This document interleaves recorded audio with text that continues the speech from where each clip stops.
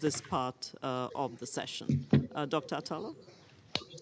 Sure. Thank you very much for your question, and I think you ask a very important question in terms of what has been sort of the record, what's working and what's not, and it's unfortunate because now when we look at the central government from a sort of a larger perspective, we actually see that it has failed.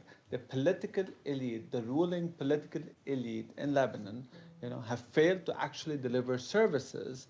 And this is not new, right? This has been going on for many, many years, and we've been able to maintain power, and we can have a whole discussion on that. But effectively, in terms of poor infrastructure, inability to create jobs, and the level of poverty that's increasing, the high concentration of wealth in the country that's depriving from many citizens from to have an equitable life.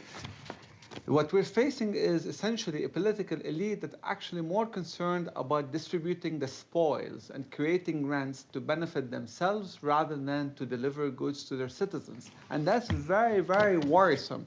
They did and they do and they have maintained stability, yes, but they have emptied or made it so hollow, stability, because we have major socioeconomic imbalances in the country. All of that before even the Syrian refugees stepped a foot in Lebanon. So you could imagine the gravity of the problem with 1.5 Syrian refugees in addition, settling in Lebanon.